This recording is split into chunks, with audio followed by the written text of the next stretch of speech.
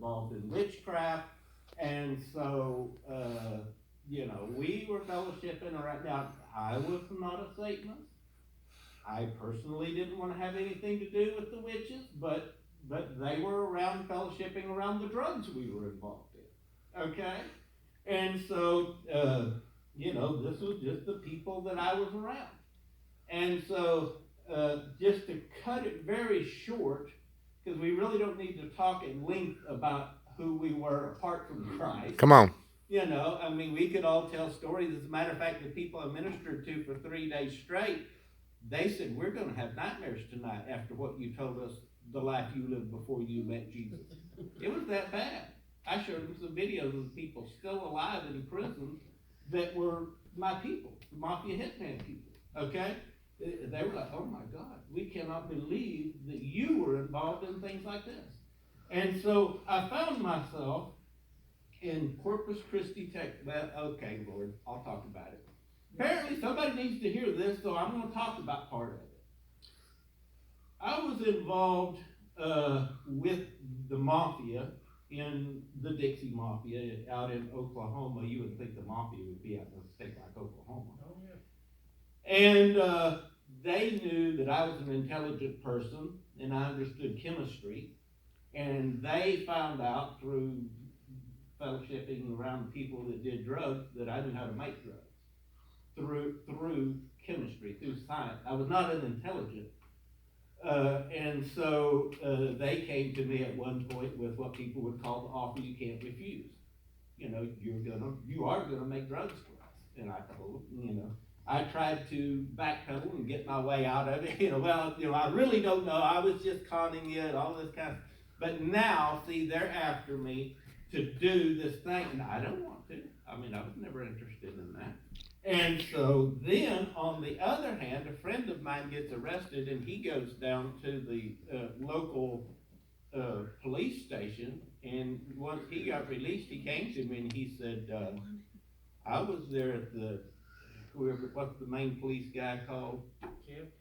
Chief police. I was there, and I was sitting there at his desk and looked on his desk, and there was a list from the Oklahoma State Bureau of Investigation, a watch list of people they're watching who's manufacturing drugs, and you were at number one on the top of that list. It was your name. So now I've got the in-laws and the outlaws. I've got both sides wanting me, and I've got to find a way out of this. Also, I've got, on the other hand, the spiritual concept here.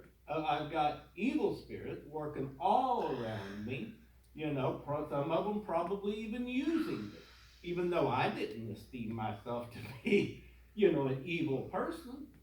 And so, opportunity arises, and a young man who I had gone to school with, he was in the Navy, and he was visiting, and he said, I want you to come with me to Corpus Christi, Texas. And I thought, now, see, here's my answer. See, the Dixie Mafia, they're not down there in Corpus Christi, Texas. They won't know where I live. In the Oklahoma State Bureau of Investigation, they've got no jurisdiction in Texas. So I have found my way out, I thought. So I get down there in Corpus Christi, and you know what happens? It doesn't take much to figure this out. You can run from your problems all you want to, but the problem is when you arrive wherever you're going, your problems arrive too because you're your problem. It's just going to have another round two. Here we come. It's just going to be the same thing because you're not changed. Okay? You can change everything, all this outward stuff. You can dry out and not drink no more. You can stop whatever. I won't pick on any one particular thing, but that's not the same thing as being delivered. See, you're just trying by your own strength to not sin. That's never going to work. You've got to have Jesus, the deliverer. You've got to have a change on the inside, not just a physical change, changing this outward man. And so, I find myself in Corpus Christi, Texas, right back in the same thing again.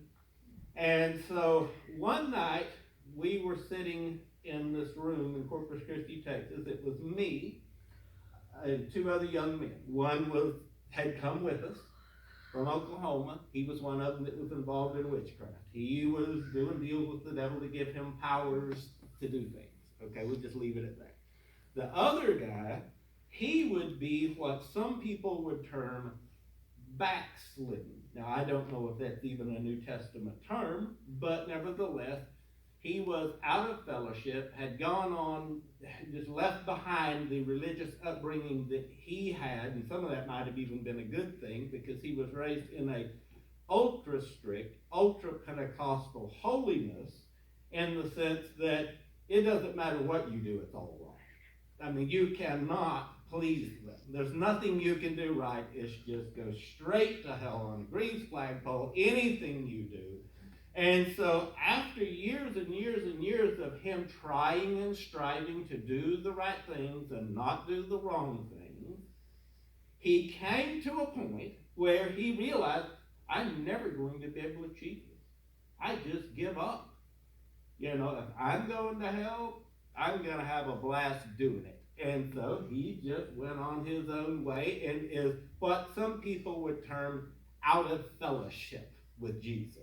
He's not in church. In fact, he's there smoking dope with us and doing all this stuff. Okay? So, but he wanted Jesus. He wanted a relationship. But religion had hindered him. It wasn't a help to him. It was a hindrance to him. And so, here he is.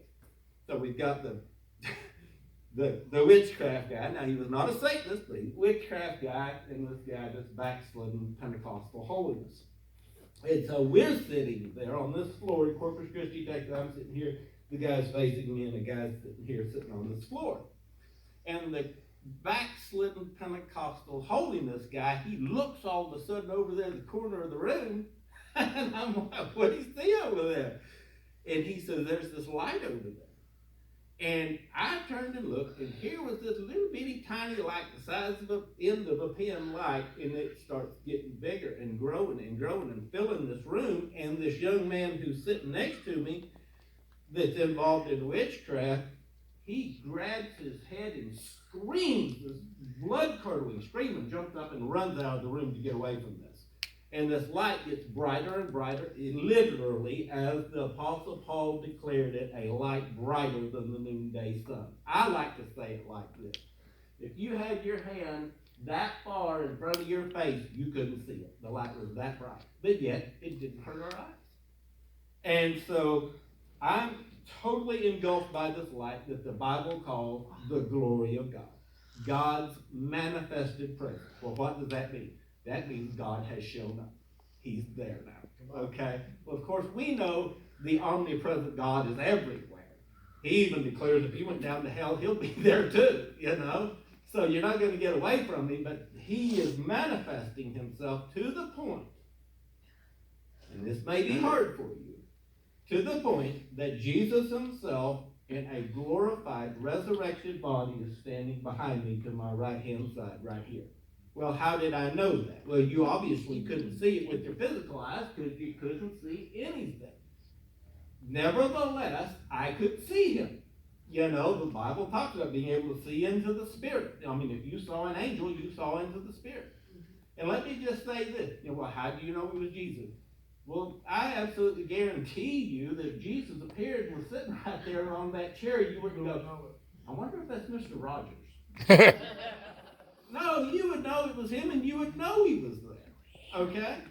And so he's standing behind me to my right-hand side, and I see it, not with my physical eyes, and he reaches down with his left hand and put it on my shoulder like this.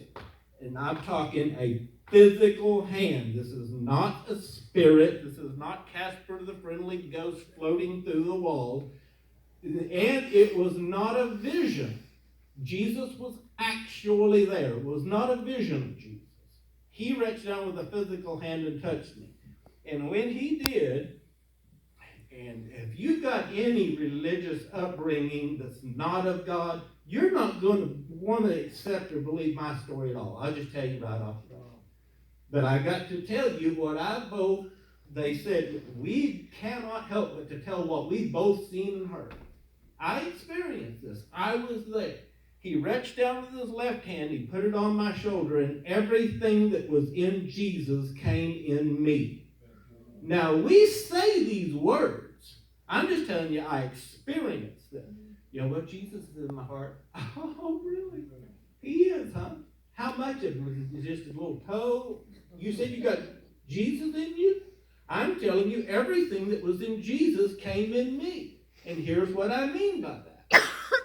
The Bible talks about the fruit of the Spirit in the book of Galatians. You know, things like love, joy, peace, gentleness, kindness, meekness. All these things are the personality of the person of Jesus. This is what makes him him instead of somebody else. Okay, when you come in the presence of somebody, I know that it's Connie and not Ford. Why? How do I know? Well, her personality. There's things about her that make her her. Well, the fruit of the Spirit, or what the Holy Spirit produces, is the very personality, the character of Jesus. And that came out of him into me. Now, let me describe. Maybe it will help you with your mind trying to catch up with what I'm saying here. Okay? When he reached down and touched me, I almost repulsed back away like, Jesus, you don't know what I did. Right? I mean, would that not be your natural reaction? But see, he is all-knowing. He not only knows what I did, he was there when I did it. That's right. Okay? And not only that, he has come for me because he wants me. He's been waiting for this. He's been anticipating this since before I was born. That he could come in union with me. That he could receive me unto himself, to be with him. And when I realized that, I realized what the Bible calls righteousness. Now let me explain what that means to you. Being made right with God, where God has absolutely nothing against you. He isn't holding a single thing over you. He's looking, God himself cannot find any fault in you whatsoever. Jesus did that. When he received me unto himself by shedding his blood and me receiving him, he brought me into right standing with God. The Bible talks about this, that righteousness is a free gift. It's not something that we can ever work to obtain. We can't do enough good or not do enough bad. I mean, you can run it either way you want to go to ever be good enough to be one with God. But what Jesus has done in accepting us through his blood sacrifice on the cross, shedding his blood, he has reached down and brought us to God when we could never have gotten there by ourselves. And so this acceptance, him accepting me and receiving me to himself, I realized I'm okay. God has nothing against me. As a matter of fact, he's for me. He wants me. And he's embracing me. Well, see, that love. See, I was experiencing this in him touching me. It came into me. And then this righteousness, this condition of now being right with God, that produces peace on the inside of me. Hey, I'm okay. Everything is good between me and God. That's what peace is. Okay? It's a ceasing from all striving. Okay? And then I'm like, wow, this is great. Not only is this great, this is what I've been looking for my whole life and didn't know what it was. And see, before I was looking and striving and trying to find something that's going to make me happy, that's going to fulfill me. See? It's going to scratch that itch. I like to say it like this. He lets me use these illustrations. Every person, without exception in this room, have in their life said within themselves, their own mind, man, if I could ever have this thing, man, that's going to do it. Then I'll be happy. Or if I have this relationship with this person, then I will ever. or if I have this experience, if I ever do this certain thing, then that'll scratch the edge on the inside. Then I will have arrived. Things will be great. But then you want a newer one, or a different color one, or a better one, or a bigger one, because it never can satisfy. And people, every person on earth is looking for something. They don't know what they're looking for. They can never arrive to that place of satisfaction, because what they're looking for is they're looking to find their way back to the one that created them, to be back where they have come from their source, from Jesus. Okay? And so that on the inside of me was a joy. The Bible talks about in the presence of the Lord, there's joy unspeakable and full of glory. Well, it was obviously full of glory. And so I could go on and on and on about all of these different characteristics of Jesus and what he did in receiving me unto himself. But I want to go on because other things happen. Because the manifestation of the Spirit is not just fruit. It's also power.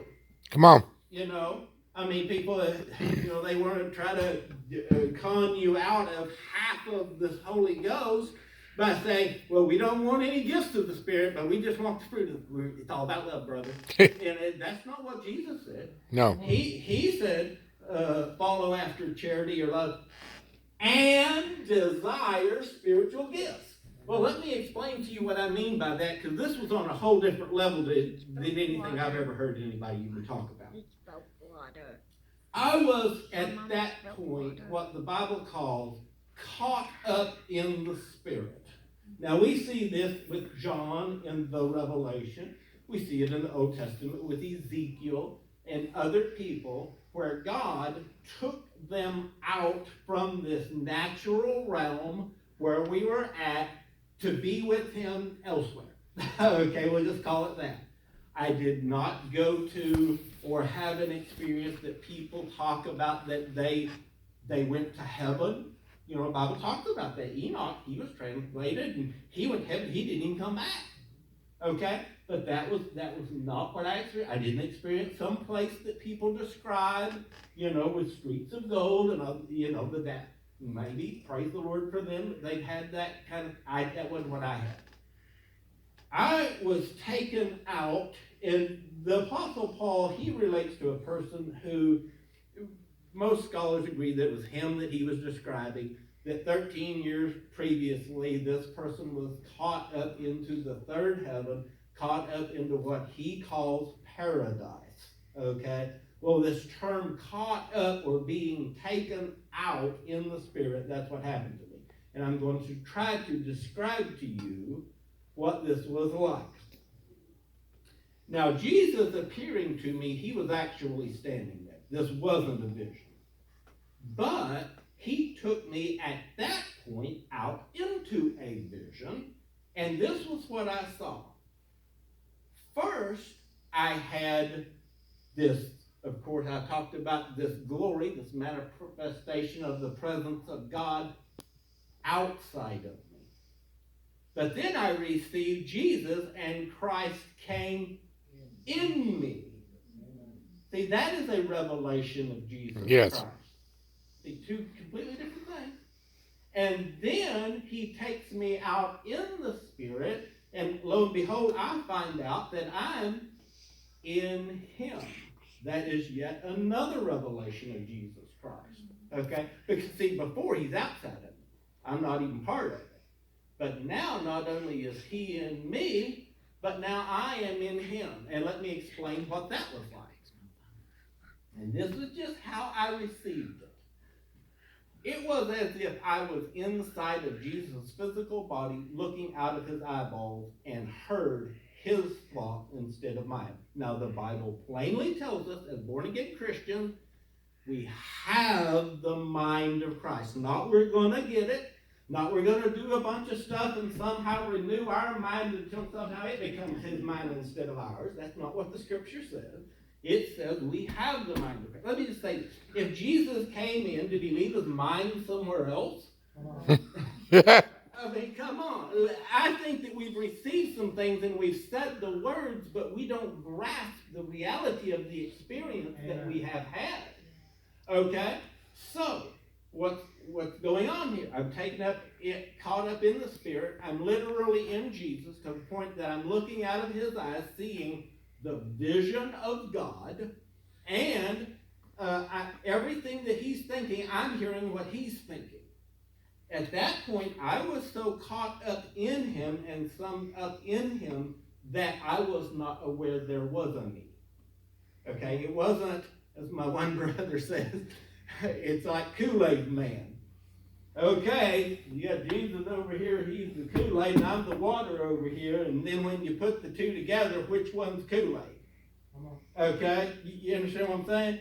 So that was where it was at. We're so one that I'm not even aware there is a me, and it was as if he turned his head to the left-hand side, and I saw eternity of eternities, the past. Everything that would ever happen, every person that would ever live, every thought they would ever think, and everything they would ever do, all at one time. Now let me explain to you. God is in eternity. Eternity isn't a long time. Eternity is completely outside of time. Time is over there on the earth going round and around and around with the clock, and this event happens, and then that event, and that event. He's not even in that. He's completely outside of that, watching the whole thing happen all at one time. That's where he is able to be all-knowing, and he's able to be everywhere all at once, because it's not a matter of time. You see what I'm saying? So, and I'm looking through his eyes, and I see the entire thing all at one time. And in that, I also saw me. Because, see, I was there, that one little glimmer right there, and it was my entire life all at once. And I said, well, there's me. And here's what he said, because I heard it. Is this online? He said, these are all the times I protected you, and these are all the times I provided for you when you didn't know me and when you didn't want to know me. And so then he turned, as it was, his head to the right-hand side, and I saw eternity of eternity's future. Every event that would ever happen, every person that ever lived, every thought they would ever think, and everything that they would ever do. And here's what he said. He said, I'm showing you some things that will come to pass, just absolutely will. And he said, I'm showing you other things that may come to pass. Well, see, that doesn't make any sense in your brain. If you saw everything, how could it be that he showed you everything that would ever be that absolutely would come to pass, but then other things might? How can you reconcile? It sounds like two different things. Well, there are